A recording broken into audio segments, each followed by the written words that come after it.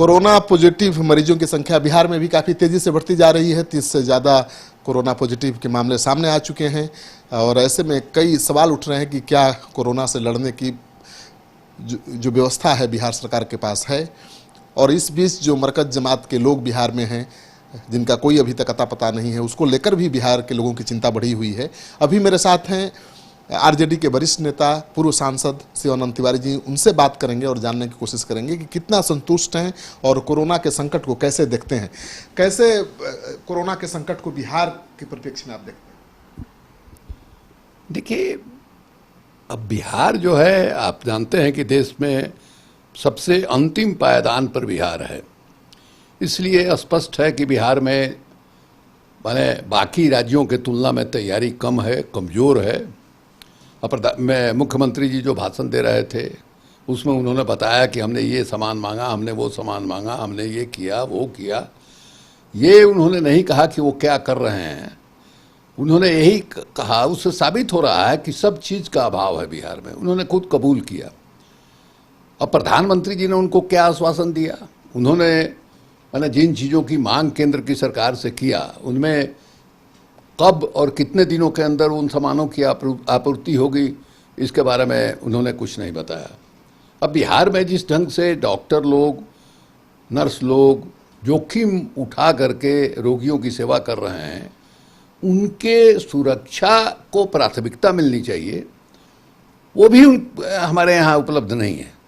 अब देखिए, हफ्ता 10 दिन पहले हमने दैनिक जागरण अखबार में टेंडर देखा था जिसमें दस्ताना का, मास्क का, सैनिटाइजर का, इस तरह से जो बेसिक चीज़ें हैं उनका जो है शॉर्ट नोटिस का टेंडर दिया गया था कि 3 दिन के अंदर आप दें। अभी हफ्ता दिन 10 दिन पहले। तो इस मामले में हमको ऐसा लगता है कि बिहार सरकार ने जितनी गंभीरता के साथ लेना चाहिए था नहीं लिया। इस मामले में केंद्र सरकार का भी वही हाल रहा है।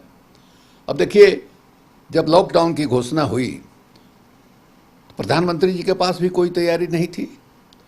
वो डेली वेजेज पर काम करने वाले लोग जो है दिल्ली में हैं या और सब बड़े बड़े शहरों में हैं, अगर हम लॉकडाउन करते हैं उनका क्या होगा, इसके बारे में कोई योजना नहीं थी। अब नतीजा हुआ कि बिहार के काफ़ी लोग जो दिल्ली में थे या आज भी अन्य शहरों में हैं, उनको लगा कि अब हम यहाँ रह के क्या करेंगे, हमारा काम ही नहीं है, काम नहीं है तो हमको मजदूरी नहीं है, मजदूरी नहीं है तो हम पेट कैसे भरेंगे। सड़क पर लोगों ने कहा कि कोरोना से ज़्यादा भय हमको माने भूख से, हमको कोरोना मारे चाहे नहीं मारे, अगर हमारे पास कोई काम नहीं रहेगा तो हम जो है यहाँ रह के क्या करेंगे, हम तो भूख से मर जाएंगे। अब उसके बाद जो है खबर आई कि उत्तर प्रदेश के मुख्यमंत्री जो है बसों का इंतजाम कर रहे हैं और वहाँ से लोगों को पहुँचाएंगे, यानी बिहार में ही पहुँचाएंगे। उस समय मुख्यमंत्री जी का जो बयान आया वो बयान बहुत ख़राब था। उसमें उन्होंने कहा ना ना ना ना, इससे हमारे यहाँ फैल जाएगा, रोग फैल जाएगा, ये हो जाएगा वो हो जाएगा, हम जो है उनको बॉर्डर में घुसने नहीं देंगे। इस तरह की प्रतिक्रिया उनकी आई। अब उससे ये लगा कि जैसे एक मानवीय त्रासदी है, उस त्रासदी के इतने लोग जो है प्रभावित हैं, उसके प्रति जो संवेदना चाहिए वो संवेदना का संपूर्ण अभाव जो है मुख्यमंत्री जी के भाषण में था। बाद में उन्होंने ठीक किया, बाद में बस को भेज करके गांव में पहुंचाने लगे। बाद में जब उनको फीडबैक मिला होगा कि नहीं साहब इसकी प्रतिक्रिया जो है अच्छी नहीं हुई है, अब छवि की चिंता हुई होगी तो थोड़ा उन्होंने संभाला होगा। अब जो है कुछ इंतजाम कर रहे हैं। हम ये कहेंगे कि हमको जो फीडबैक है उसके हिसाब से शुरू के दिनों में जैसे लॉकडाउन की घोषणा हुई और हुआ कि 12 बजे रात के बाद जो है आप लक्ष्मण रेखा बना लीजिए और पैर जो है उसके बाहर मत रखिए, तो बाजार में खरीदारों की भीड़ लग गई। और स्वाभाविक है कि माने चीज़ों की कमी हो गई। तो पहले दिन दूसरे दिन 8-10 दिन तक बाजार में आपाधापी का माहौल रहा, चीज़ों की कीमतें बढ़ गई। लेकिन इधर जो है हमने 2-3 दिन से माने हमने कई जगह पर बात किया, चीज़ें थोड़ा नियंत्रित हुई हैं, कीमत थोड़ा नियंत्रित हुआ है। लेकिन अभी भी कोई बहुत अच्छा इंतज़ाम है ये हम नहीं कहेंगे। बिहार में जो माने कार्य की संस्कृति है, वर्किंग कल्चर है, ये तो बिल्कुल माने शून्य है। तो ये स्थिति है। देखिए, अब 29 जनवरी को हिंदुस्तान में पहला केस जो है कोरोना का पकड़ा गया, 29 जनवरी को। लेकिन मैंने भारत सरकार नहीं छेती। उन्होंने दूसरे देशों से, खास करके चीन से सबक नहीं लिया, लोगों को हिदायत नहीं दिया, या तो उनको जानकारी नहीं थी कि हिदायत क्या क्या देना है, इसमें बचाव का क्या क्या उपाय है, इसकी जानकारी नहीं थी, या समझिए कि जानकारी होने के बावजूद जो है लापरवाही बरती गई। अब चीन से जो लोग आ रहे थे उन पर आपने यानी 18 फरवरी को उनका जहाज़ जो है बंद किया।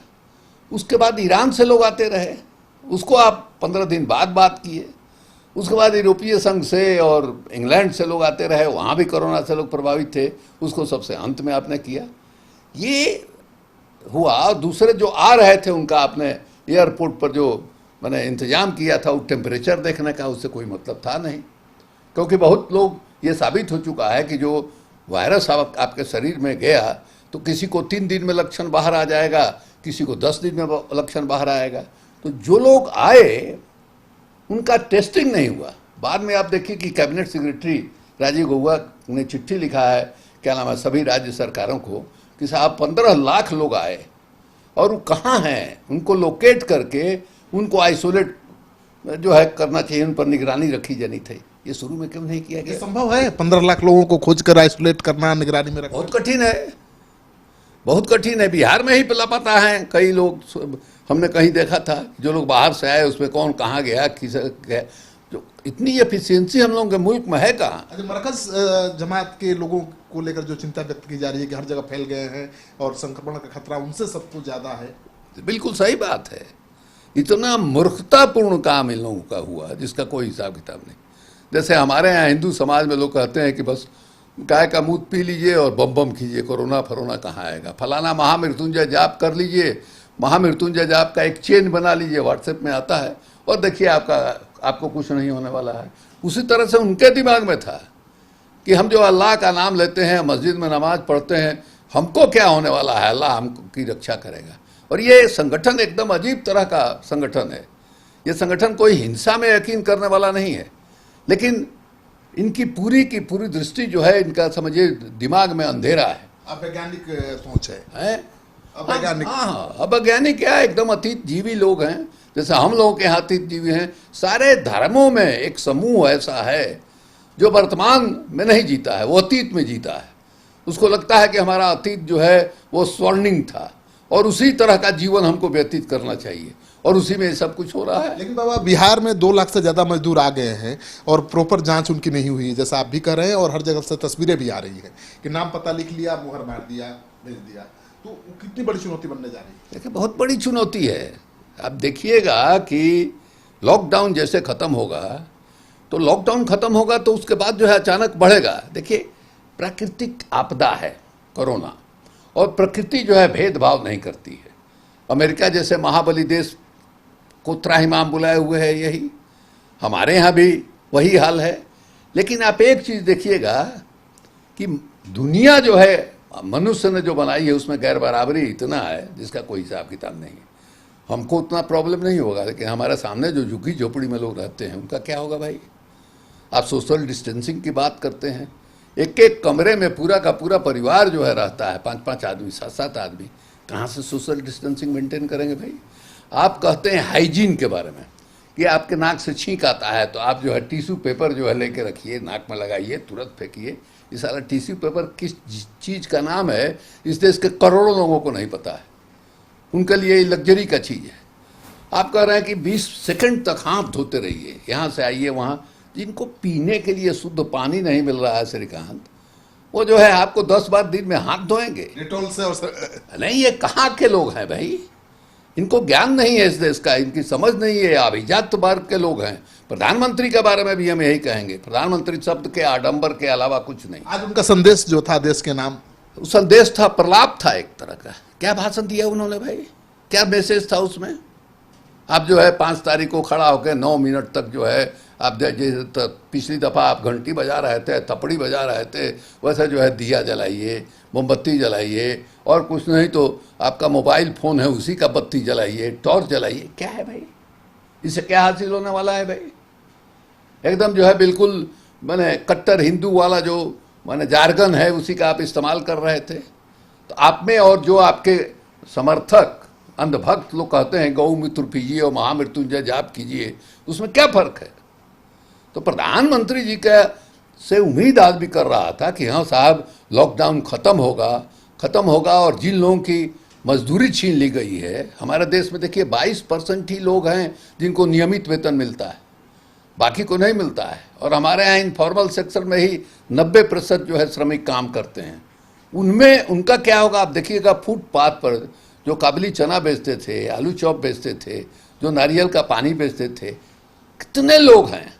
आप जो है घरों में, अपार्टमेंट में, बड़े बड़े अपार्टमेंट में जो नौकर थे, दाई थी, ड्राइवर था, अखबार बेचने वाला था, इन सबका काम बंद है। बम्बई, दिल्ली, कहीं भी देखिए नौकरदाई का प्रवेश जो है अपार्टमेंट में बंद है।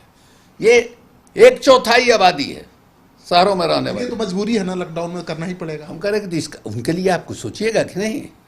अब ये नहीं कह रहे हैं कि आप नहीं कीजिए, वो भी इंसान है। उनका जो जरिया था कमाने का, वो जरिया आपने खत्म कर दिया। तो वैकल्पिक इंतजाम करना किसका दायित्व है? गरीबों की माई बाप जो है वो सरकार है। अमीर जो है, जो संपन्न लोग हैं, जो सुविधा जिनके पास है, वो तो खरीद लेंगे, वो पारस अस्पताल में चले जाएंगे, लेकिन वो पीएमसीएच में जाएंगे। अगर पीएमसीएच ठीक नहीं कीजिएगा तो मर जाएंगे एड़ी रगड़ करके। तो असली चीज ये है कि न मुख्यमंत्री के भाषण में कुछ इस तरह का आश्वासन है उन लोगों को, न प्रधानमंत्री के पास कोई योजना जो है दिखाई दी। इसलिए हमको लगता है कि हमारे यहाँ उस तरह का संक्रमण हुआ जैसे अमेरिका में हुआ या जैसे चीन में हुआ, तो हम कैसे उसका सामना करेंगे? तो भयानक स्थिति पैदा हो गई। याद आ रहा है 1915 में जब इन्फ्लुएंजा का अटैक हुआ था, इसी तरह से इन्फ्लुएंजा का वायरस जब आया था तो 1.5-2 करोड़ लोग जो है दुनिया में मर गए थे। अब इन्फ्लुएंजा से लोग इम्यून हो गए हैं, तो अब जो है 2 दिन 3 दिन बुखार और सर्दी और छींक होता है, इसी में ख़त्म हो जाता है मामला। तो बहुत चिंताजनक है। हम उम्मीद करेंगे कि मुख्यमंत्री जी, प्रधानमंत्री जी आपस में कोऑर्डिनेट करके, और ख़ास करके जो कमज़ोर राज्य हैं इन पर जो है प्रधानमंत्री जी को विशेष ध्यान देना होगा और हमारे यहाँ जो कमियां हैं उसको भरपाई करनी होगी। तो आप सुन रहे थे शिवानंद तिवारी जी को, वो बता रहे हैं कि किस तरह की चुनौती आगे आने वाली है और उससे निपटने के लिए प्रधानमंत्री से लेकर मुख्यमंत्रियों को क्या करना होगा।